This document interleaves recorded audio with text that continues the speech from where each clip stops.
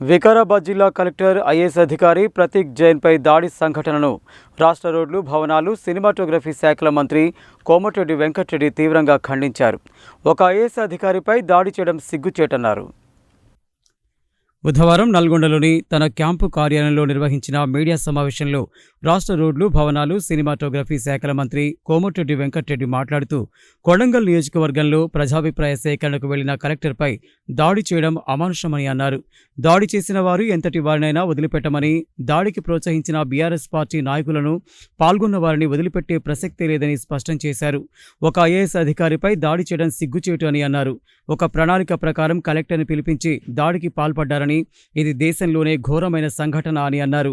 కాళేశ్వరం, మల్లన్న సాగర్, కొండపోచమ్మ వంటి అవసరం లేని ప్రాజెక్టులకు భూసేకరణ జరిగినప్పుడు ప్రజలకు ఇబ్బంది కలిగినా ప్రభుత్వాన్ని బ్రతిమలాడారే తప్ప ఏ రోజు దాడులకు పాల్పడలేదని, అలాంటిది ఈరోజు ఒక జిల్లా కలెక్టర్ పైన దాడికి దిగడం దురదృష్టకరమైన సంఘటన అని అన్నారు. రాష్ట్రంలోని ఉద్యోగులు, టీచర్లు అందరూ ఈ దాడిని తీవ్రంగా ఖండించాలని అన్నారు. ఇది దురదృష్టకరమైన సంఘటన అని, ఈ సంఘటన వెనక ఎంత పెద్దవారు ఉన్నా సరే క్షమించేది లేదని, ఈ సంఘటనపై సమగ్ర విచారణ జరిపిస్తున్నామని, ఎంతటి వారినైనా వదిలిపెట్టమని అన్నారు. వికారాబాద్ జిల్లా కలెక్టర్ ఒక మంచి ఐఏఎస్ అధికారిని, నక్సలైట్ ఏరియాలో గిరిజనులకు సేవలందించిన వ్యక్తిగా మంచి పేరు ఉందని, అలాంటి అధికారిపై ఇలా దాడి చేయడం సబబు కాదన్నారు. ఈ సంఘటనపై నివేదిక వచ్చిన తర్వాత పూర్తి స్థాయిలో చర్యలు చేపడతామన్నారు. అధికారం కోల్పోవడంతో ఫ్రస్ట్రేషన్లో బీఆర్ఎస్ నేతలు ఇలాంటి దాడులకు ప్రోత్సహిస్తున్నారని, దాడికి పాల్పడిన నేతలు ఫోన్లో కేటీఆర్తో కూడా టచ్లోనే ఉన్నారని ఆరోపించారు. భవిష్యత్తులో ఇలాంటి సంఘటనలు పునరావృతం కాకుండా దాడులకు పాల్పడిన వారిపై కఠిన చర్యలు తీసుకుంటామని, ఫోన్ ట్యాపింగ్లో ఉన్న వాళ్లు జైలు ఊసలు లెక్క పెట్టాల్సిందేనని స్పష్టం చేశారు. ఫోన్ ట్యాపింగ్ కేసులో ఉన్నవారు ఎక్కడ దాక్కున్నా రాష్ట్రానికి రప్పించి జైలుకు పంపిస్తామని చెప్పారు. ప్రజాస్వామ్య పద్ధతిలో నిరసనలు చేయవచ్చు, కానీ కలెక్టర్పై దాడులకు పాల్పడడం సరైన పద్ధతి కాదని వ్యాఖ్యానించారు. సభ్య సమాజం తలదించుకునే విధంగా కేటీఆర్ ఫ్రస్ట్రేషన్లో ఏం చేస్తున్నారో ఆయనకే అర్థం కాని పరిస్థితి ఉందని తెలిపారు. ఆర్బీఐ అనుమతి లేకుండా విదేశాలకు నగదు తరలించిన కేసులో గవర్నర్ అనుమతి రాగానే అరెస్టులు ప్రారంభమవుతాయని చెప్పారు. మేధావులందరూ ఒకసారి ఆలోచించాలని, ఇటువంటి దాడులను ముక్తకంఠంతో ఖండించాలని పిలుపునిచ్చారు. ఇలా ఉంటే దాడులు చేసిన రైతుల పోరాటానికి మద్దతు ప్రకటిస్తామని కేటీఆర్ ప్రకటించడం హాస్యాస్పదంగా ఉందని రెచ్చగొట్టడం, దాడులు చేయించడం మీకే చెల్లుతుందని ఎద్దేవా చేశారు. అరెస్టు చేస్తే యోగా చేస్తా, ఆ తర్వాత పాదయాత్ర చేస్తా అని కేటీఆర్ అనడం సిగ్గుచేటు అన్నారు. కలెక్టర్పై దాడి విషయంలో ప్రభుత్వం కఠినంగా వ్యవహరిస్తుందని, 50 మందిలో ఇప్పటికే 16 మందిని అరెస్టు చేయడం జరిగిందని వివరించారు. నల్గొండ ఉమ్మడి జిల్లాలో కొందరు రైస్ మిల్లర్లు బ్లాక్మెయిల్ చేస్తూ రైతులను ఇబ్బందులకు గురి చేస్తున్నారని విమర్శించారు. ఉమ్మడి నల్గొండ జిల్లాలో ధాన్యం కొనుగోలుకు సంబంధించి కొందరు రైస్ మిల్లర్ల వల్ల రైతులు ఇబ్బంది పడుతున్నారని ధ్వజమెత్తారు. వారం రోజుల్లో మొత్తం ధాన్యం కొనుగోలు చేస్తామని స్పష్టం చేస్తూ రైస్ మిల్లర్లు రైతులను ఇబ్బందులకు గురిచేస్తే సహించేది లేదని హెచ్చరించారు. కొందరు మిల్లర్లు ప్రభుత్వాన్ని సైతం బ్లాక్మెయిల్ చేసే స్థాయికి చేరుకున్నారని, ఇది ఖచ్చితంగా రైస్ మిల్లర్ల బరితెగింపుగా అభివర్ణించారు. రైతులకు సంపూర్ణంగా సహకరిస్తే సరి, లేదంటే మిల్లర్లపై ఎస్మా ప్రయోగించే పరిస్థితి వస్తుందని స్పష్టం చేశారు. రాష్ట్రంలో 3 కేంద్ర మంత్రులు ఉన్నప్పటికీ పత్తి కొనుగోళ్లపై నోరు మెదపడం లేదన్నారు. కేంద్రంలో బీజేపీ అధికారంలో ఉన్నప్పటికీ కనీసం పత్తికి మద్దతు ధర గురించి కేంద్రం మాట్లాడడం లేదన్నారు. మూసీ ప్రక్షాళనను అడ్డుకుంటామని మాట్లాడుతున్నారు తప్ప రైతుల గురించి మాట్లాడడం లేదన్నారు. నాగార్జున సాగర్ ప్రాంతంలో ఇప్పుడిప్పుడే రైతులు వరికోతలు ప్రారంభించారని, రైస్ మిల్లర్లతో మాట్లాడి రైతులకు ఇబ్బందులు లేకుండా చర్యలు తీసుకుంటామని చెప్పారు. ఈ మీడియా సమావేశంలో కాంగ్రెస్ పార్టీ నాయకులు వంగూరు లక్ష్మయ్య, బాబా, వేణుగోపాల్ రెడ్డి, గోగుల శ్రీనివాస్ యాదవ్, వంగాల అనిల్ కుమార్ రెడ్డి తదితరులు పాల్గొన్నారు. బీఆర్ఎస్ పార్టీ నాయకులు ఎంత బరి తెగించిందంటే, సాక్షాత్తు జిల్లా మెజిస్ట్రేటు, కలెక్టర్ అయిన ఒక ఐఏఎస్ ఆఫీసర్పై ప్లాన్ ప్రకారం ఒక నెల రోజులకెళ్ళి అక్కడ టీఆర్ఎస్ వ్యక్తి లీడరు గతంలో మొత్తం అటాక్ ప్లాన్ ప్రకారం కలెక్టర్ గారిని పిలిపించి మీరు వచ్చి కన్విన్స్ చేయండి, చెప్తే ఇంటారని చెప్పి ప్లాన్ ప్రకారం పిలిపించి కలెక్టర్పై దాడి చేయడం ఎంత అమానుషం అంటే, మన తెలంగాణ, ఆంధ్రప్రదేశ్ కాదు భారతదేశంలో మొట్టమొదటిసారి సంఘటన. ఇవాళ కేసీఆర్ ఆయన కొడుకు కలిపి చేసిన ప్లాన్ ఎంత దిగజారిందంటే ఇక అయిపోయింది మా పని. ఫ్రస్ట్రేషన్లో ఒకవైపు F1 కేసులు, ఒకవైపు ఎలక్ట్రిసిటీ కమిషన్ రిపోర్ట్ ఇచ్చింది, ఎంక్వైరీ కమిషన్. దాంట్లో కేసీఆర్కి నోటీసులు ఇస్తే ఆయన హైకోర్టు పోయి స్టే చేసుకున్నాం. ఒకవైపు కాళేశ్వరం కూడా రిపోర్ట్ సబ్మిట్ చేసింది. ఇక మొత్తం పార్టీ భవిష్యత్తు కాదు కదా, మా పర్సనల్ భవిష్యత్తు కూడా లేదు. ఈ ఫోన్ ట్యాపింగ్లో కూడా red corner notice, blue corner notice ద్వారా ప్రభాకర్ రావు గారు అక్కడ పాస్పోర్ట్ రద్దు అయితే ఆయనను కూడా రప్పించి ప్రయత్నాలు చేసి ఇక్కడ కొందరు మాజీ ఎమ్మెల్యేలకు నోటీసులు ఇచ్చి ఇక అందరూ కూడా జైలు పాలయ్యే సమయంలో ఈ దాడిలో నిన్న జరిగిన సంఘటన మొన్న దానికి కారణం. అందుకనే నేను ఐఏఎస్ ఆఫీసర్లే కాదు, ఉద్యోగులు, రిటైర్డ్ ఉద్యోగులకు, టీచర్లకు కానీ ఇంటర్ మేధావులందరికీ విజ్ఞప్తి చేస్తున్నా, ఎప్పుడన్నా ఇక్కడ ఇట్లా జరిగిందా?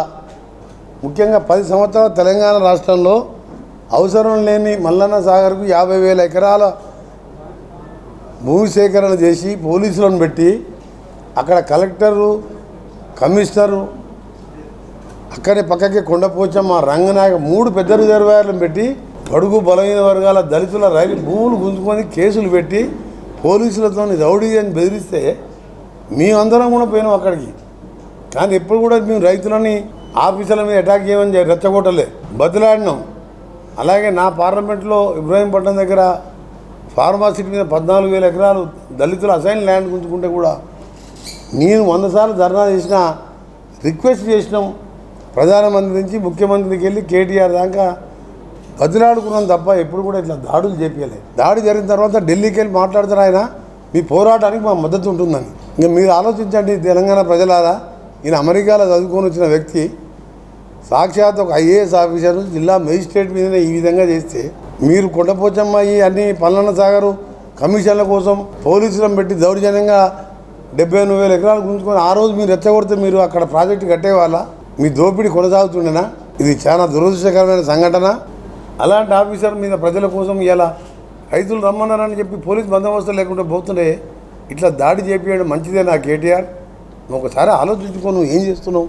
ఫ్రస్ట్రేషన్లో F1 రేస్లో ఆర్బీఐ అనుమతి లేకుండా 54 కోట్లు నువ్వు లండన్కి చెల్లించి లండన్లో bogus event manager bogus event manager చెల్లించి అందులో అరవింద్ కుమార్ గారు మా అప్పటి మున్సిపల్ మినిస్టర్ ఆదేశం మేరకే నేను పే చేసిన, నాదేం లేదు, నేను అప్రూవర్గా మారిపోయి దాని రూపాయలని పౌండ్స్లో మార్చి ఆర్బీఐ పర్మిషన్ లేకుండా, ఫారిన్ ఎక్స్చేంజ్ పర్మిషన్ లేకుండా అక్కడికి ట్రాన్స్ఫర్ చేసిండ్రు. అది చాలా పెద్ద కేసు. అది గవర్నర్ 15 రోజుల కింద రాసిండ్రు ఏసీబీ వాళ్ళు.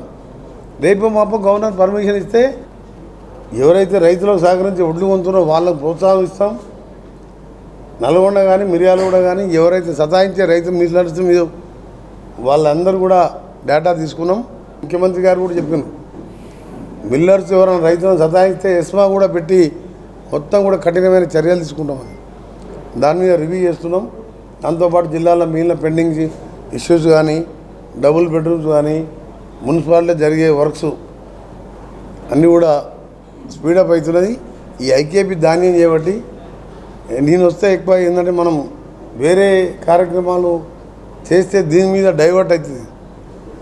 ఆఫీసర్స్ అందరూ కూడా ఇప్పుడు అదే పని మీద ఉన్నారు. కలెక్టర్ నుంచి ఎంఆర్ఓలు ఆర్ఐల వరకు బాగా 60-70% ధాన్యం పూర్తయింది. కొద్దిగా ఆలస్యమైంది. దానికి రైతులు కూడా అక్కడక్కడ మిల్లర్లు చేయబట్టి కొందరు మిల్లర్లు చేయబట్టి ఇబ్బంది పడ్డారు. మిల్లర్లు చేసిన పనికి ఇవాళ ప్రభుత్వంలో ఉన్న మేము మంత్రిగా నేను కూడా చింతిస్తున్నాను. రైతులందరూ కూడా మాటిస్తున్నాం, ఒక వారం రోజుల్లోనే మొత్తం జిల్లాలో, నల్గొండ జిల్లానే కాదు తెలంగాణ రాష్ట్రంలో మొత్తం ధాన్యం కొనుగోలు చేయడం జరుగుతుంది. అందుకనే మన జిల్లాలో దొంగలే ఎక్కుండ్రు. అందుకనే మన జిల్లాలో మాజీ ఎమ్మెల్యేలతో పాటు ప్రభాకర్ రావు కూడా వస్తారు. ఆ ట్యాపింగ్ వస్తే మొత్తం ఇక ఆ పార్టీలు దాదాపు 70% మంది జైల్లోనే ఉంటారు. ఆ ఫ్రస్ట్రేషను, F1 ఫార్ములా స్కాము, ఓట్ల స్కాములు ఇవన్నీ ఉన్నాయి. ఒకటి కాదు, 2 కాదు. ధరణి స్కామ్ ఈ 29కి అయిపోతుంది, NIC కంట్రోల్కి పోతుంది. అప్పుడు ఈ ధరణిలో ఇప్పుడు అమయ్ కుమార్ ఎమ్మడి ఎవరెవరు ఎంతమంది పోతారో తెలియదు ఐఏఎస్ ఆఫీసర్లు. అసలు ఈ దాని గురించే మేము 70,000 ఎకరాల మల్లన్న సాగర్ పనికిరాని ప్రాజెక్ట్ అది. అన్ని ఎకరాలు తీసుకోవడానికి ఒక్క ఘర్షణ లేకుండా చేసినాం. పోలీసు వాళ్ళే ఉల్టా రైతులను కొట్టింది తప్ప ఖమ్మంలో మిర్చి ధర కంటే మహిళల్ని కొట్టిండ్రు, మహిళలకు బేడీలు వేసిండ్రు. ఇక్కడ ఉల్టా రౌడీలను పెంచి పోషించి కలెక్టర్లను కొట్టిస్తుందంటే అదొక పార్టీనేనా? నిజంగా కూడా కేసీఆర్ ఒకసారి మాట్లాడాలి దీని మీద. 10 ఏళ్ళు ముఖ్యమంత్రిగా ఉన్నప్పుడు నీ కింద 100 మంది ఐదు పనిచేసి బయటకు వచ్చి బేషరతుగా కేసీఆర్ క్షమాపణ చెప్పాలి. కేటీఆర్ మద్దతు పలుకుతున్న ఉద్యమానికి అంటే ఇంకా కొట్టురు అన్నట్టు. కనీసం ఆయన కంటే లేదు. నువ్వు 78,000 పుస్తకాలు చదివినావు. ప్రజాస్వామ్యంలో ఐఏఎస్ అంటే ఏంది, ఐఏఎస్ పాత్ర ఏంది, వాళ్ళు ఎంత కష్టపడితే ఐఏఎస్ ఇవాళ సెలెక్ట్ అయ్యి ప్రజలకు సేవ చేయడానికి గ్రామాలలో రాత్రి మొదలు తిరుగుతుంటారు. ఇలాంటి దాన్ని కూడా కేసీఆర్ ఖండించలేదంటే అసలు మానవత్వం మంట కలిసిపోయింది అన్నట్టు. ఇప్పుడు నిజంగా ఆఫీసరు అంత ధైర్యంగా పోలీస్ బందోబస్తు అవసరం లేదు, నేను రైతులను మాట్లాడతా, రైతులు నన్ను రమ్మన్నారని చెప్పి వీడెవడైతే రౌడీ షీటర్ తీసుకుపోయిండో పోలీసులు లేకుండా పోయిండు ఆయన. చాలా తీవ్రంగా ఖండిస్తూ నిజంగా కూడా మొన్న ఇన్సిడెంట్ జరిగినప్పటికెళ్ళి టీఆర్ఎస్ పార్టీ అన్నా వాళ్ళ నాయకుల పేర్లు తీసుకోవాలన్నా అలర్జీ అనిపిస్తుంది.